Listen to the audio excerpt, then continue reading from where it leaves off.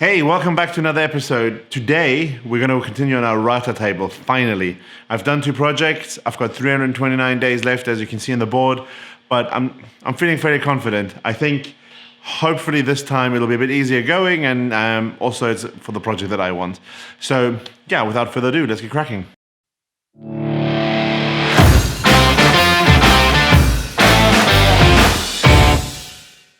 Right, so I had to familiarize myself with the plans again because, we haven't worked on it in a few weeks. The idea today is to try and get the bases done. Remember I mentioned that we have to do some milling because we need some hardwood for that. So I'll be working on that. I'm going to cut all the pieces together. I've already laid them out what I need. It's quite tricky because of, trying to maximize the cutouts I get from this. So hopefully I'll get the bases done. I also want to work on the central cabinet. I'll cut all of those pieces again, as well as the initial dust collection port. I'll blend in some of the imagery in here, or at least indicate which parts I'm trying to build. And yeah, let's get going. There's going to be a lot of sawing and measuring and stuff happening first. Let's get on with it.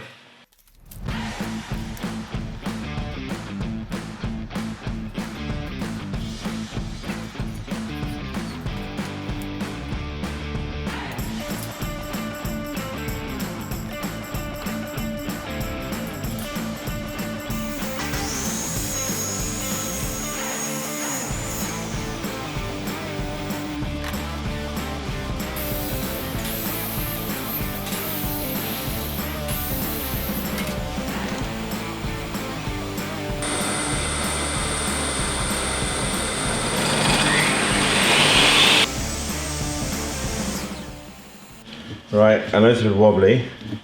I don't know if you can see, but there's some real mess going on in there. Let me get some light.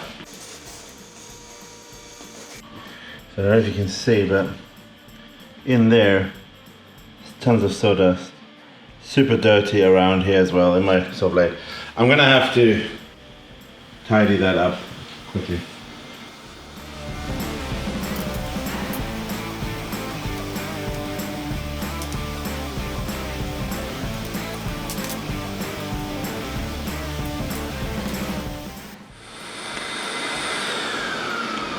For those of you that don't know what a saw blade for a table saw looks like, it's quite a vicious looking thing. I'm just sort of checking the condition. I think I need to send this off for service at some point. It's got some dirt buildup, but it's still, sorry, you can't see, like it's still quite sharp on the tip, so I just removed it so that I can get the hoover in there. So, that was in the well where the blade sort of rests. There's like a well to collect all the sawdust, etc. Now what happens here is when you cut a thin piece, it sometimes can fall in. And ideally you should get it out straight away. I guess the guys didn't, but it's pretty dangerous because it sits in there and obviously the blade comes whizzing around and it could catch it and sort of splinter it and shoot it back out. So I'm happy I had a look in here.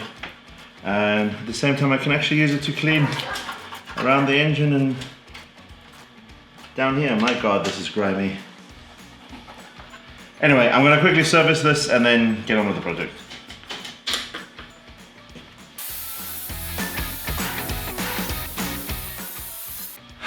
I just spent like a good half an hour or so working out what's going on in the plans. Tell you what, working with an imperial plan but wanting to convert it all metric is an absolute nightmare. I have all kinds of pieces that I need to cut, and also, again, to save the wood, I need to cut in a special way. So I've been trying to convert the measurements, and something's not right.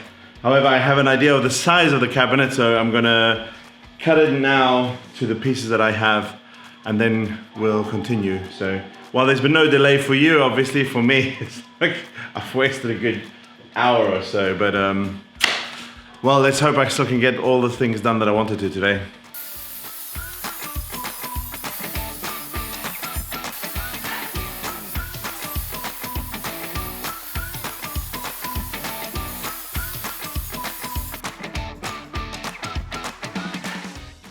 Okay, to my horror, I realized I didn't hit record on that last a little bit after the whole plan thing, so I didn't have all the cool footage of when I actually used the table saw correctly, but so be it.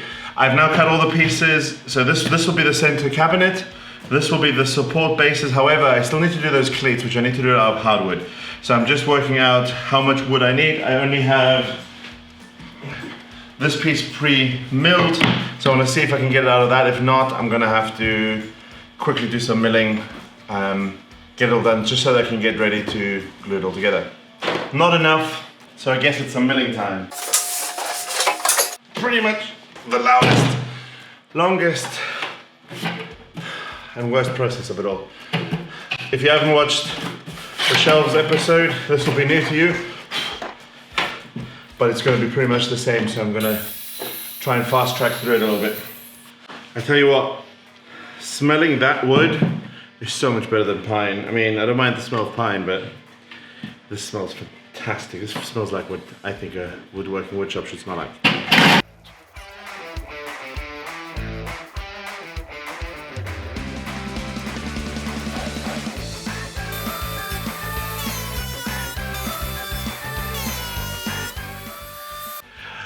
Seeing as I lost so much footage, I'm now just editing for content. So just quickly, how do I convert from, you know, Imperial, like the stupid one, and to metric, the good one? Actually, I use measuring tape. So I have these Stanley measuring tapes that I bought in the UK many, many years ago when I lived there, and they have both on there. You can get them everywhere, I think, in every country, because, you know, inches are still used in some places. But yeah, that's how I convert. Now, I know it's not the most scientific, but it's good enough for what I need. Hey, remember these? These are from the offcuts from the shelf bit. Now I actually need some of this. I need like quite strong 1.5 inch thick wood. I'm just looking around. I don't actually have any like 2x4s of that I could really use, but I thought, why not make use of this? But guess what? That means we have to split it in half again, or actually less than half. But I'm fully confident that this time the bandsaw and me will be on the same page. Remember these shots? Oh, man. Yeah.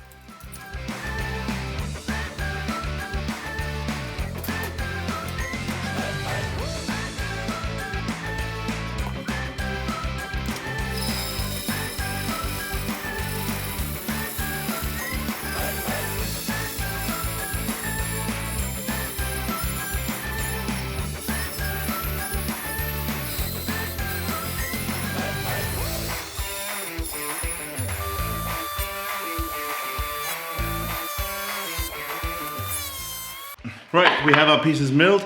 I'm gonna just cut the right size strips, pre-drill, and then we're gonna get on with assembly.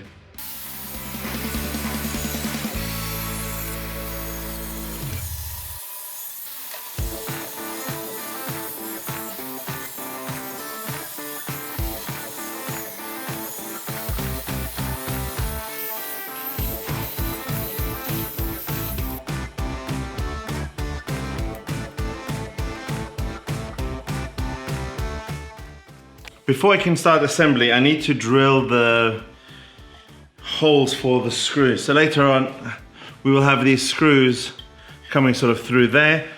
One to attach it to the base itself, but also to attach it to the tower. So I need to drill 3 holes this way, 3 holes that way in each. I'm gonna do this now because the space will be quite tight when it's all assembled. So I'm gonna do that on the 4 main cleats with start assembly. And once I've started the assembly, I'll cut down the other cleats and do it then, because you know, measurements aren't always 100%. So let me get on with that.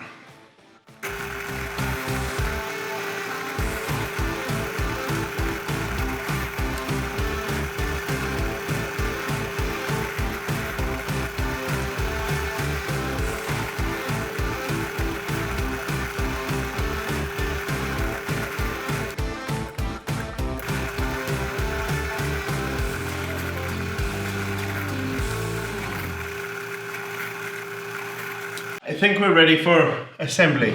There's a few bits that I need to cut as we go along, so that's what I'll be using this piece that I milled down for. But yeah, I'm gonna build the bases now with the supporting cleats. Yeah, let's get cracking. As I go along, I'll explain what I need to do. So the first step really is on each of the side panels at the top, we need to attach one of these cleats. It's in essence extra support. Now they're slightly longer than this piece, but I'm not too phased about that because the back is open, so that's okay. So I'm gonna glue and screw these in. The screws add a bit of extra strength, but more to hold it in place while the glue sets. Yeah, so I'll attach this to the 4 sides. And once I have that, I can then work out how big the cleat should be that comes in here, as it needs a bit of a, shortened distance there. But I'd rather measure that and cut it accurately rather than guess now and, God forbid, cut it too short and then there's a gap, etc. So, yeah, let's get on with it. Okay, so that goes there. I'm gonna actually get the other one ready because the glue is quite wet, so it slides a lot. So I'm just gonna wait for that to set a little bit and then it becomes a bit stickier and it doesn't move around as much. So I'm just gonna continue with all the others and then do the drilling all in one go. It's much better that way.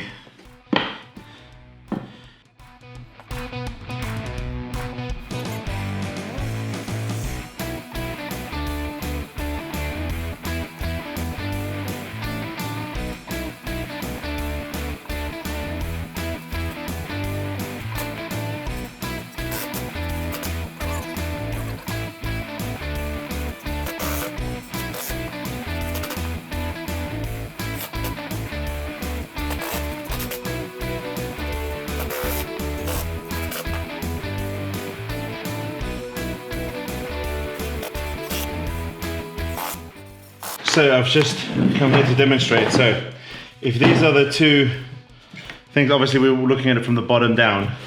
This needs to be attached pretty flush like that and like that, everything at 90 degrees obviously.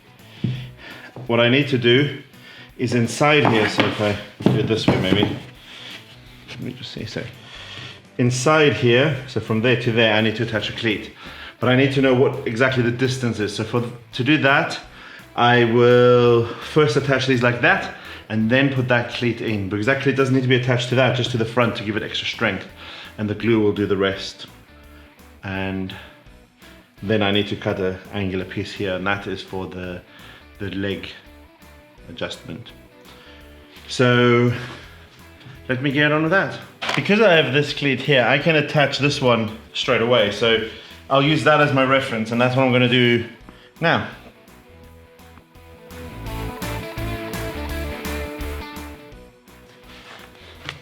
This is going to be a tricky way to drill because there's not a lot of space. Not drill, screw. Okay, down. So what I need to do, I use the longer bit so that I can try and get it as close as possible.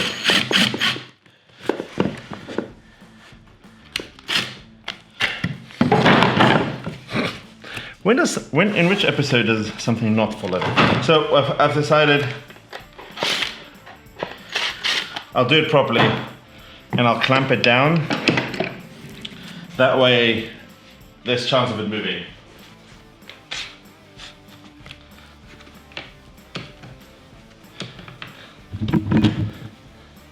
I'm sorry about the light, I know it's not the best.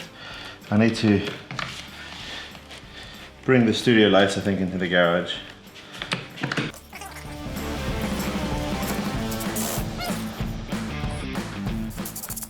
Two, perfect.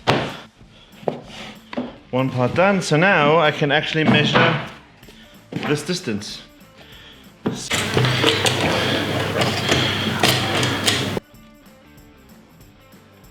I'm pretty impressed, on both sides it's exactly the same, so 14.5 centimeters. Let me quickly cut those cleats and then we will install them and we're nearly done.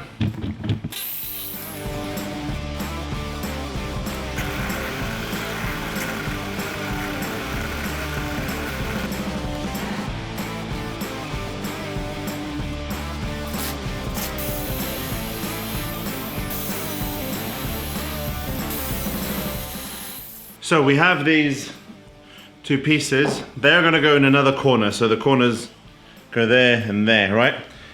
What I don't know is if I have a drill bit that can drill through here, as I need a hole all the way through. So I'll need to think about that and see what I've got. So I just had a look. The feet I'm using are these little ones. The top bit is not as long. I remember now, the feet that was sort of said I should be getting should be longer, but the reality is I only need to drill halfway through the block now, because you put one of these T-little nuts and the foot sort of screws in. I think that should be plenty. So all I need to do is drill that one hole halfway through. So that's what I'm going to be doing.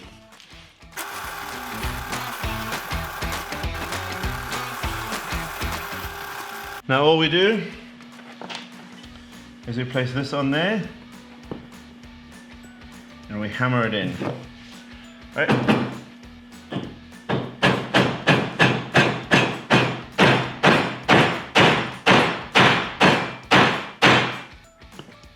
One in, next. This is the most fun of the day.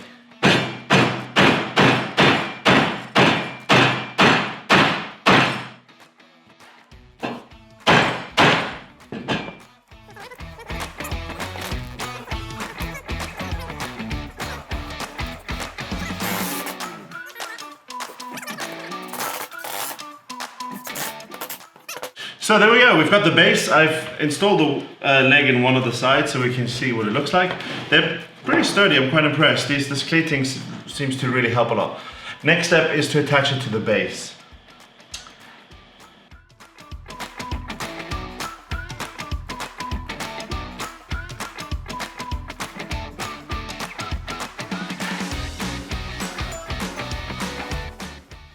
Well, that sucks. I've just been recording for 45 minutes or so, all various bits and bobs, no audio. Great. Let me quickly summarize. I will pretty much just speak about what I'm going to be doing now, so I'll overlay this. So what I did is, firstly, I went and I sort of cut the back corners. So there's a clip where I show you where the wheels, I changed the casters to these big casters because the casters weren't big enough that I wanted to use, so that if you tilt it back, they would never roll on it. So firstly, I wanted those new ones, so I also had to then cut off a chamfer. So this allows me to lift the router table backwards and roll it around. So that's the first thing I did. You'll see the footage for that. Secondly, I then went and I had to drill new holes for these new casters, so they're bigger, so that's sort of that part. And then I went and I quickly routed over the front sides for the bases, so that they have that round, similar profile to the door, and maybe also give it a little bit of a shadow effect. The idea now is, let's just assemble these. We'll attach the bases to the towers, attach the casters, and then we'll have that done, and I'll call it quits for this video. Let's go.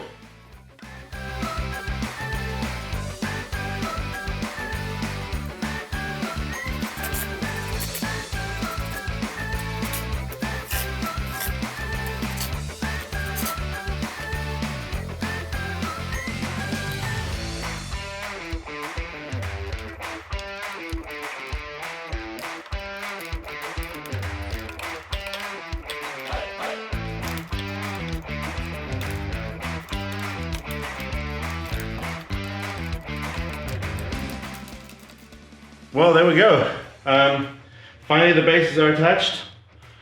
I think it's all right. We need to now see when we assemble it. We might have to adjust these slightly. I feel they, I might not even need them if we just want to rest on the base. I also might change the casters. These are swivel casters, and I shouldn't really put them in there. I was thinking of removing the lock so they lock in place, but they don't stop the wheel. But it might be a waste of a caster, so I'll see if I can get some cheaper ones that are just fixed. But overall, I'm happy. It's super sturdy. It obviously is just there as protection for the bottom of the thing. It also lifts it higher. I didn't maybe get as much done as I originally hoped in this video, but stuff goes wrong, time gets lost, thinking, all that jazz needs to happen. But overall, I'm quite happy. So yeah, let me get on with editing this all together and releasing this video ASAP. And like always, please subscribe and like. And now also check out our Facebook page and Instagram page. We'll be trying to update there a little bit on what's coming in the future, just to create a bit of a hype train. But yeah, if you could, like those and follow those as well, that would be fantastic.